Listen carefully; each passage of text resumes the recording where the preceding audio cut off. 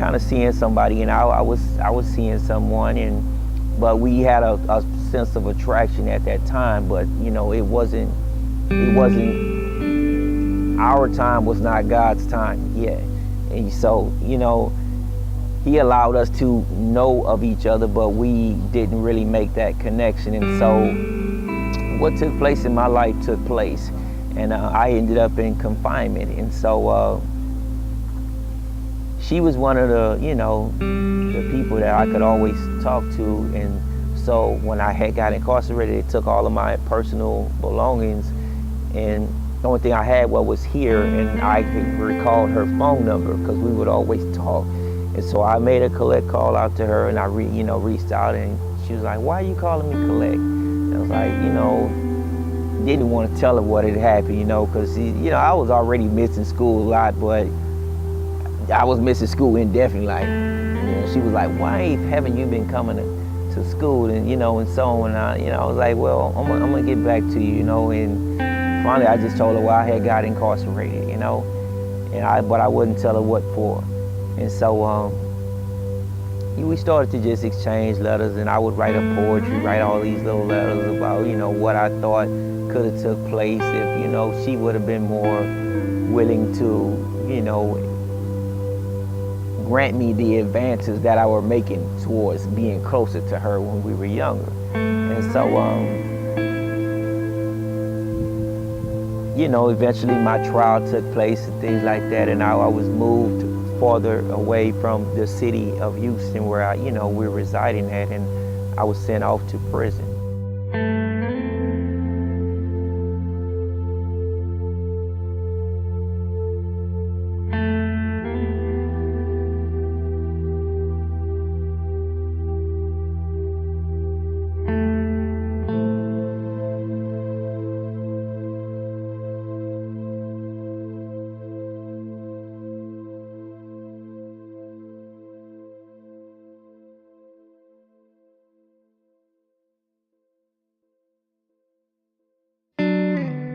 I didn't grow up with a father, and so my older brother was kind of like my father figure, and he, due to lack of outlets for him to financially help the family, he went to the military. And so when I lost, you know, the only really kind of male structural figure in my life, you know, the streets just kind of took place of that, you know, selling drugs and just living that street life. And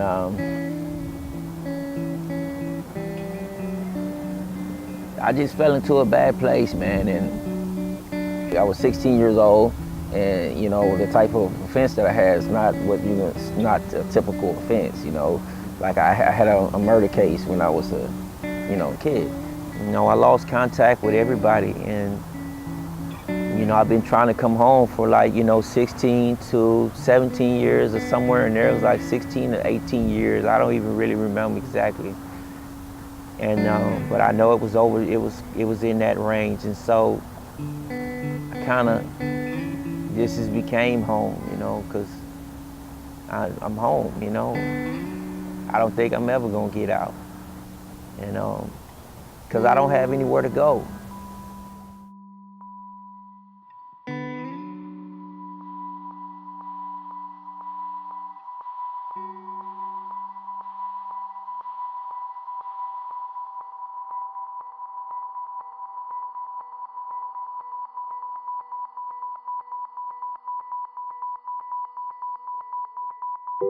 I tell people that Texas as a whole, and Harris County in particular, kills so many people because they kill so many people.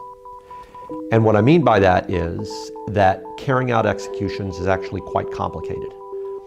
The legal issues that are involved are arcane. There is last-minute litigation that occurs in death penalty cases that is unlike last-minute litigation that occurs in any other context. The issues are sui generis, and the stakes are uniquely high. If I were to have a case tomorrow, let's say in a state that might have a lot of people on death row but doesn't execute very many people. And I identify some new issue on the day before the execution or 2 days before the execution or maybe the morning of the execution, and I write up this issue and go to court. The likelihood is that the district attorney is not going to have ever responded in that time frame. And the likelihood is that the Attorney General's office is not going to have responded in that time frame. And the judges are not used to having to decide these life or death matters in a matter of hours or even minutes. And the prison officials are not accustomed to standing by, not knowing whether they're going to get a green light or a red light to go forward with the execution. And so the reason that there's so many executions in Texas is because there's so many executions in Texas. And what I mean by that is that carrying out executions, because it's complicated, is like every other complicated human endeavor, which is to say, the more you do it, the better you get at it. So now when I think of what I think of as creative argument at the 11th hour, the district attorney or the attorney general says, oh, we've seen something like this before, and they crank out the response, and then these arguments go to the judge, and the judge says, oh, I've decided something like this before, and the judge decides it very quickly, and the execution happens, whereas in another state, it might not happen simply because it's complex.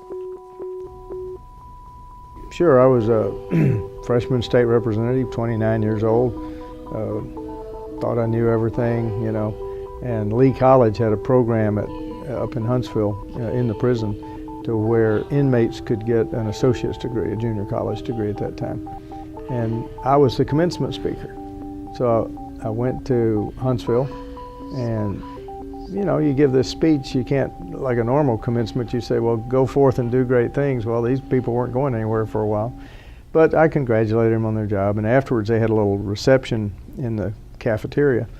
And I was walking by, being pure politician, shaking hands, saying, congratulations. And I came up on this man, a woman, and a boy who's about 4 or 5 years old. And they were all crying. And I walked up and said, you should be happy, this is a great day. And the woman looked at me, just gave me a withering look and said, this is the first time he's touched his son. And I went, oh. So that's what got me interested. And so I went back down to Austin, and State Representative Ray Keller was chairman of the Criminal Jurisprudence Committee, and I said, Ray, this isn't right. And he agreed, and we put together the legislation, and I think Senator Craig Washington maybe carried it, I forget exactly. And then Governor Clements signed it. Profiling based on race is illegal, you know, the other problem is that when you look at things like the statistics on drug use, you find that whites are, you know, use drugs at a higher rate, and yet, you know, the statistics as far as drug arrests don't bear that out, and you know, then at least in the federal system as well as some state systems, you had very disproportionate sentencing depending on whether it was powder cocaine or crack cocaine. And again there, you know, powder cocaine was much more expensive, and you had a much larger percentage of whites who would use powder cocaine. And those, you know, those offenses got much less severe punishment as compared to the crack cocaine, which is a derivative of powder cocaine, and which would ultimately end up affecting African Americans much more severely. So there's some real, you know, differences in the treatment of these offenses and in the way that policing is done that ends up disproportionately hurting communities of color and African Americans in particular. The criminal justice system takes away your dignity. It implodes families. It denies a person who has done the time for the crime the opportunity to register to vote or to have their citizenship rights restored. There are many states that don't allow felons who have done their time to vote. In addition, though mandatory minimums had good intentions, they devastated the black community by giving those who had simple possession, charged them with conspiracy as it relates to drugs. They were nonviolent offenders, and they wound up with 25 years and 35 years. While I was in there, I didn't eat sleep or use the bathroom at all for 3 days. I think I was really nervous. Everyone else around me seemed like they've been in jail before, so they were used to it. I think race did play a really big factor. I'm Persian, like my parents are from Iran. They were born and raised there. I was born here. And when the cops came up to my window, one of the cops was a volunteer cop, actually. And he started speaking to me in Spanish, and I was like, sorry sir, I don't speak Spanish, I'm Persian, stuff like that. He's like, oh, okay. And when I was in jail, like, I think people, like, Caucasians were treated differently whenever they asked. I guess they assumed that they had more power or whatever, but they just were more aggressive, talking to the cops and stuff like that. Meanwhile, all the minorities were very quiet. Like, they knew that if they said anything, like, bad shit would happen. Me and my friends, we was at the park playing basketball, and as we were leaving, the police, he came up onto the park, and he came to the car when we was leaving, and he said, what are we doing here? That we're trespassing at a school, and because the school is closed.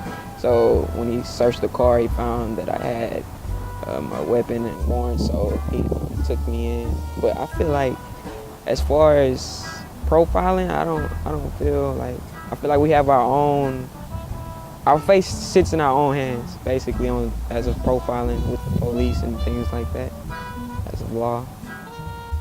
You pull into this little, like, warehouse, and the cops put their guns in these shelves so that no one can grab their gun off of them. And you go and sit in this room, and it's probably the size of, like, a classroom, and everyone's sitting down on brick benches. And at the time, this was like 2 days after I turned 18. They pass out, it's like a little piece, 2 pieces of bread that are really, like, they're not even toasted. There's 2 pieces of bread and a packet of peanut butter and a packet of jelly and an oatmeal cookie. And I just looked at it and I couldn't eat it. So I was just holding it in my hand, and I was sitting down in the corner just looking at the ground, and this huge guy comes up to me with tattoos all over his neck and his face, and he was like, give me your fucking sandwich. And I was like, okay, and he grabbed it and he, like, snatched it from me. I was like, okay, and I went and I was just sitting down, like, staring at the ground for the rest of the time. It's guys that were, in prison that were never going home. And we just formed a little pack of, like, hyenas, we'll eat each other, but we stronger if we eat together, We would just prey on things, just packs of savages and stuff. We were living, didn't care. We'd prey on anybody, didn't matter. And, I just started to realize that the road I'm on is never going to end. There's no winning this, what I'm fighting, what I'm doing. There's no win here. And there was a guy, a person that I had met that, the hyenas had got him, they were preying on me. It wasn't even a full meal, really, in my eyes. Like, why are they it was just a little a snack. Why are they snacking on this little guy? And so I had pulled this one guy out of the pack of their savagery, and while I was talking to him, like, why are these guys attacking you? And, this man was filled with God, and he really didn't have violence in him. Knowing that I had all that time, it's like, I can't waste time. I can't continue to live the lifestyle that I was living when I had fellow high school graduates that have gone on to college and now majoring in, law or nursing or, becoming a doctor, whatever the case may be. I felt as though that I could have done better. I was real good in high school. I just did stupid things and dropped out a semester before graduating, but I was in our top 10% of my high school senior class, and a lot of people looked up to me as to going off and becoming an attorney and being a successful individual and not being the one who gave in to the pressures that were going on in the community. But that self-reflection, me looking at my life saying, Carlton, you can do better, you deserve better, you know better, and then having a peer group within the prison system because transformation didn't start with me and it's not going to stop with me, right? There were another group of individuals that were already been incarcerated for 2, 3, 4 years, some 10 years, who have already crossed over to that transformation. And me having that group that I can enter into for encouragement, for advice, for strategy on how to, number one, exit the gang, and then number two, begin to grow as an individual. And by doing that, having that group that I can go to, that really helped me.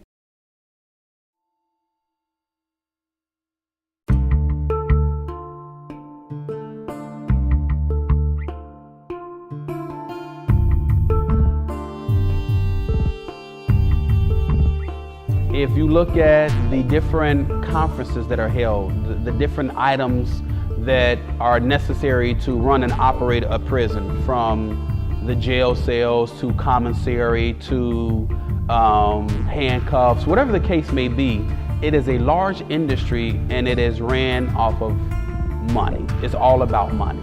If I can get cheap labor in prisons, why would I reform it? If I can get license plates made, if I can get furniture made, if I can get all these things done for pennies on the dollar, if I can have a China market in America through our prison system, then why would I change it? And again, that's the number one reason why it's not changed, because it's been privatized and it's been monetized. And until those two things are done away with, the criminal justice system will not change at all. Those of us who advocate for criminal justice reform must continue to educate the population that it is not freeing criminals, it's not coddling criminals, it's not making communities unsafe. It is the fair and just thing today to do. Justice Han indicated that the true sign of democracy is not rationing justice. And we rationed justice when it came to people of color. They didn't get a fair shake. They didn't have necessarily a jury of their peers. They were subjected to mandatory minimums. They had how should I say it, a difficult early educational background, or they came out of poverty. So they got tagged with the only place that might be where they wound up, for a variety of reasons, might be in the criminal justice system. They don't deserve not getting a second chance. I've done very little to no defense work, but I had a professor who had, and he said that one of the surprising things to him was how much he liked his clients. He said most of them were just kind of broken people who had a lot of problems, who oftentimes were victims themselves as children, and that they were actually quite likable. You know, they might have had a bad day and done something terrible, but he said as human beings, he was surprised by how much he liked them. He was living in a mobile home with his father, and his relationship with his father was rather unusual. His father had been in prison in Missouri when Robert Pruett, was born, because his father was a career criminal and basically spent his entire life behind bars and actually is still in prison to this day. I don't know what you all would tell me if I said, is there a memory that you have that sticks out in your mind of something that you did with your mom or your dad, or maybe an older brother or younger brother growing up? I sometimes conduct this exercise when I talk about the death penalty, and I tell people, I pass around pieces of paper and pencils, and I say, write a picture of some memory that you have of something that you did with your mom or your dad or your son or your daughter or your brother or your sister that really just for you epitomizes love. It epitomizes the relationship. So now I'll get pictures of people teaching a kid to ride a bike, or I'll get pictures that people draw of themselves at a baseball game or a soccer game or in a park flying a kite. I do the same thing with my clients when I meet a client. I hand them a piece of paper and I say, I want you to draw me a picture that in your memory captures the relationship that you have with your dad. Okay, Robert Pruett drew was a picture of when he was 8 years old, which is when his dad got out of prison. The first time he met his dad, he was 8 years old. And it's a picture of the two of them sitting in a truck, because the family lived in a truck. And he is smoking a rock of crack, because what his dad taught him to do to bond with his son was smoke crack when his kid was 8 years old. Okay, that was his life. They lived in a vehicle for a lot of it. He was sent into convenience stores to shoplift because the shopkeepers were less likely to suspect him of shoplifting than they were his dad or his mom. When he was 15, they had finally graduated from the car and they were living in a mobile home park. And he had gotten into a fight earlier in the day with the neighbor, who was older. The neighbor was 21, 22 years old. The neighbor gets home from work, and my client, Robert, tells his brother, hey, the guy who beat me up earlier is home. And Robert's older brother goes outside to confront the neighbor, and they start having a fight. And the neighbor's winning. The neighbor's beating up Robert's brother. And so my client, Robert's father, comes out. He had been asleep. And on his way out, he picks up a steak knife off of the kitchen table, and he comes out and he stabs the neighbor who's beating up his older son. My client is there. Texas, like most states, has something called law of the parties. Law of the parties means that if you are engaged in a criminal enterprise with other people, you can be punished for the worst thing that the member of the enterprise did. So my client, Robert Pruett, who's standing outside the mobile home, is charged as a party to the murder that his father committed. My client was 15 years old and he was sentenced to 99 years in prison. Okay. Then while he was in prison, maybe he killed a prison guard, maybe he didn't. I don't really know. He has always said he didn't do it. There is no physical evidence that connected him to this crime. This was a prison guard who was stabbed 8 times by somebody who was straddling him. And so one would expect that whoever committed that murder had blood all over his clothes, blood on his skin, blood in his hair. My client, no blood on him, no blood on anything he owned.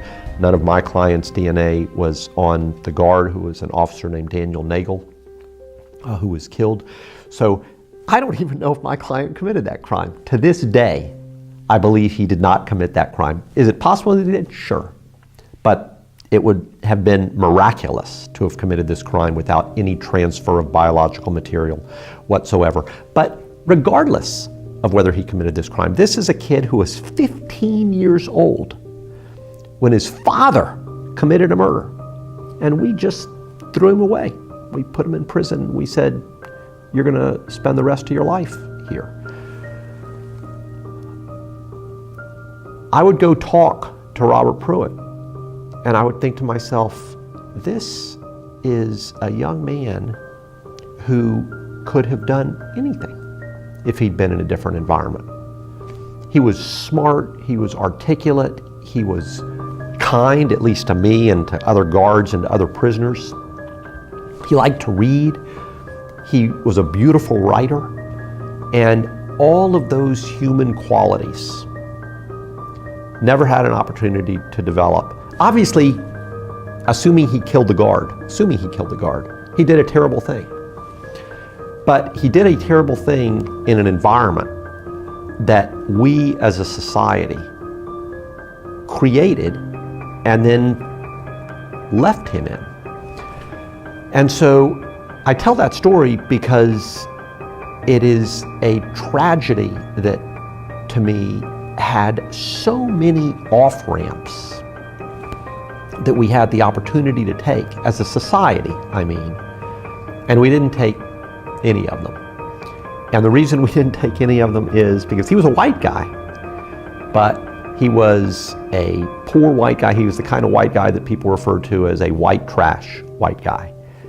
He was a kid whose mom was a drug addict and whose father was a career criminal and who lived in a rundown mobile home park, and who we think of as really just being the bottom rung of society. And that's how our society treated him. And so I look at the entirety of that tragedy, and I see obviously a tragedy for the prison guard who was killed, and I see obviously tragedy for the family of the prison guard. He had a son and a daughter and a wife that were left behind when he was killed. And whoever committed that crime should be punished. But I don't think that it's hypocrisy or a contradiction to say that I see tragedy too when I look at Robert Pruett. And that is a case that I think of often, and I suspect I'll never forget for as long as I'm alive.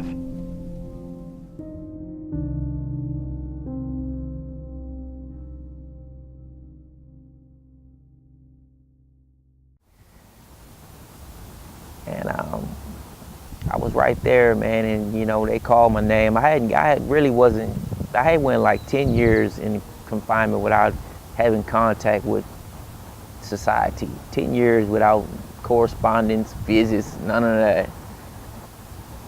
And they called me for mail, you know, and I'm thinking maybe it's something, you know, a little we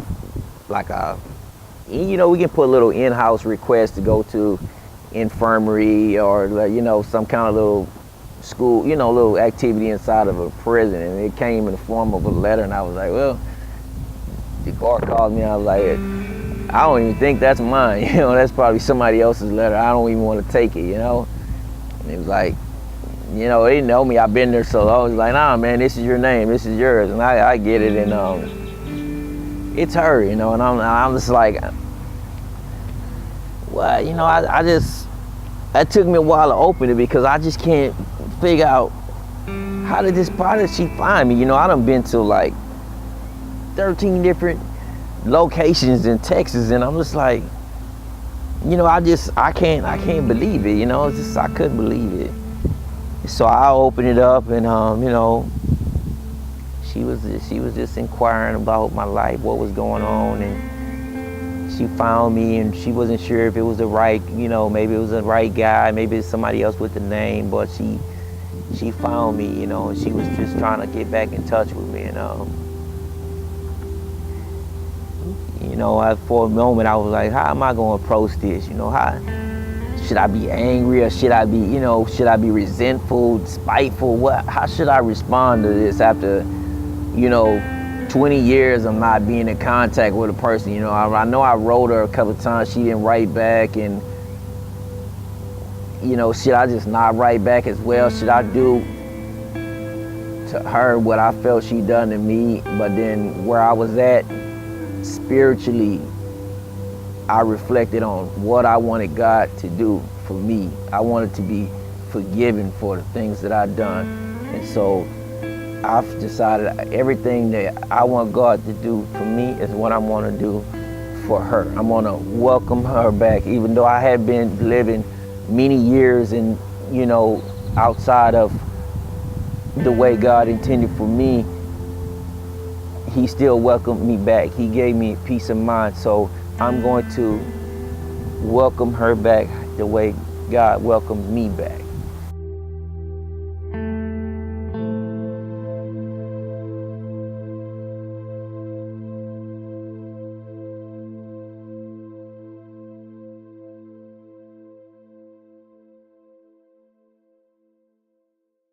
My life be like, ooh, yeah. My life be like,